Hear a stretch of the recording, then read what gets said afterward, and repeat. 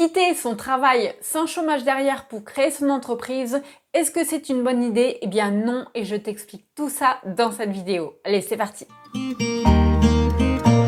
Alors certains pourraient se dire « Oh, je laisse tomber le chômage, c'est compliqué pour faire les démarches, et puis pour quitter son travail, il faut faire une demande de rupture conventionnelle ou une démission légitime ou tout ça. Tant pis, je laisse tomber. » Surtout qu'en plus, si on écoute certains experts qui sont sur Internet, ils vont te dire que le chômage pour créer une entreprise, c'est pas forcément la meilleure solution parce que en gros, si tu as le chômage derrière en attendant que tu développes ton activité, tu vas pas être 100% engagé dans ce que tu fais. En gros, tu vas un petit peu te reposer sur tes lauriers. En gros, c'est pas grave. J'ai de l'argent qui tombe tous les mois, donc je fais le minimum pour avancer dans mon projet. Et en même temps, c'est pas tout à fait faux, puisque c'est vrai que quand on a une rentrée d'argent régulière, on n'a pas le feu aux fesses et on se dit c'est bon, pas de panique, j'ai quand même de l'argent. Il y a aussi la team non mais moi j'avais pas de plan B quand je me suis lancée, c'était je réussis ou je réussis.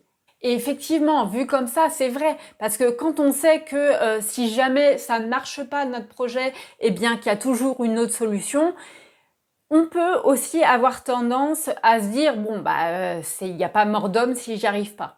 Sauf qu'il y a deux problèmes majeurs par rapport à ça. C'est que le premier, déjà créer une entreprise, c'est risqué, faut dire ce qui est. Et l'objectif de tout ça, c'est d'éviter justement de prendre trop de risques. Ça ne sert strictement à rien de se mettre une pression inutile en mode il faut absolument que j'y arrive. Parce qu'on le sait très bien que quand c'est la peur qui nous drive, la peur de pas réussir ou de manquer d'argent, on prend de mauvaises décisions. Deuxième chose, c'est que moi je m'adresse principalement aux mamans et aux papas et pour le coup, il y a beaucoup plus de responsabilités que si on était une personne seule. Je veux dire, à un moment donné, il y a une famille à nourrir. Je veux dire, nous, en tant qu'adultes, on s'en fout si on doit manger des pâtes toute la semaine ou si on dort dans une cabane au fond du jardin qui est pas chauffée. Mais en même temps, nos enfants, voilà, il faut, je dirais qu'ils aient un minimum de vie confortable, une alimentation équilibrée, sans compter qu'il y a aussi des dépenses qui sont liées au mode de garde, aux études, aux vêtements, aux couches, à tous les accessoires, etc.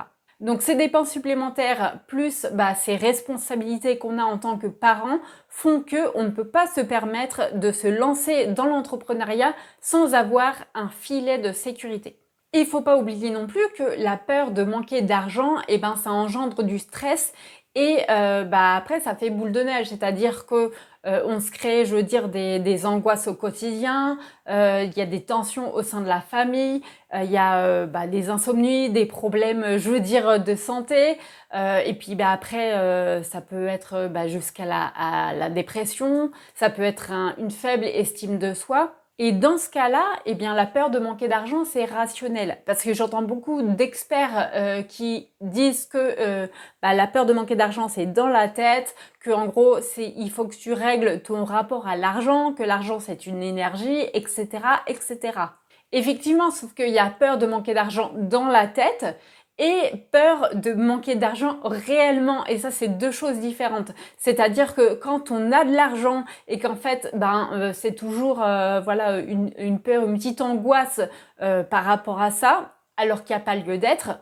Ok, là c'est ton rapport à l'argent qui vaut travailler. Maintenant, quand tu manques réellement d'argent, là c'est autre chose.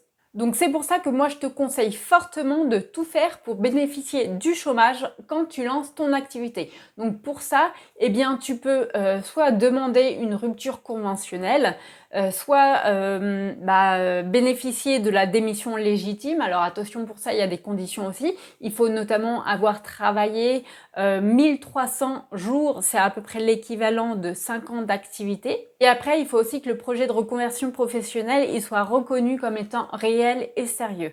Ou alors, en dernier recours, tu veux toujours t'arranger pour te faire licencier. Alors oui, c'est pas la situation la mieux adéquate, mais j'ai envie de dire, quand on veut bénéficier du chômage et que les autres solutions n'ont pas marché, pourquoi pas. Et pour rappel, l'abandon de poste n'est plus considéré comme un licenciement mais comme une démission, donc tu n'as plus le droit au chômage.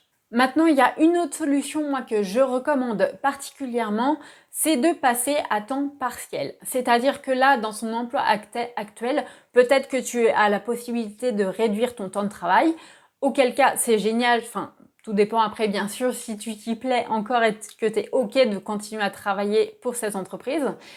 Et si tu as réellement envie de quitter ton travail pour lancer ton activité, eh bien je te conseille à ce moment-là, si tu ne peux pas bénéficier du chômage, je te conseille de reprendre une activité à temps partiel, un job alimentaire, c'est OK, pour avoir un minimum de revenus financiers tous les mois et ne pas justement avoir cette pression de se dire qu'est-ce que je fais si jamais ça ne décolle pas. Donc, mis à part ces conseils pour lancer ton activité en bénéficiant toujours d'une rentrée d'argent, eh bien, il faut quand même une bonne préparation dans le lancement de ton projet. Donc, une bonne préparation, la première étape, ça commence déjà par valider ton idée de business. Est-ce que ton idée de business, il te correspond parfaitement? Est-ce que ça correspond à tes valeurs, à tes exigences de vie, à tes talents? Est-ce qu'il y a un réel besoin du marché derrière? Parce que c'est bien gentil d'avoir une idée, mais si après les gens n'en ont pas vraiment besoin ou n'en ont pas conscience, ça ne sera pas rentable.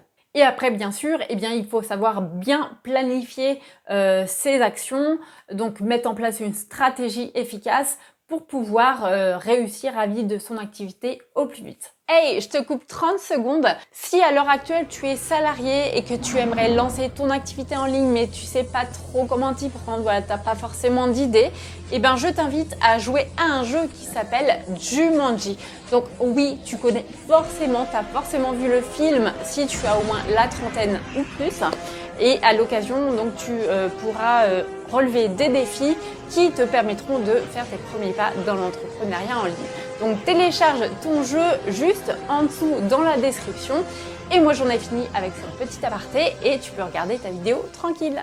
Voilà, donc si d'un côté tu fais tout pour t'assurer une certaine sécurité financière, même si c'est pas grand chose, mais il y a un petit truc quand même, et si de l'autre, tu as bien préparé ton lancement d'activité, normalement, ça va décoller. Donc je t'ai parlé du chômage, mais c'est important aussi que tu sois au courant des aides de manière générale qu'il existe quand on devient entrepreneur. Et pour ça, je te renvoie vers la vidéo sur ce sujet. Quelles aides quand on est entrepreneur? Et sur ce, je te souhaite une excellente journée, soirée et je te dis à bientôt. Ciao!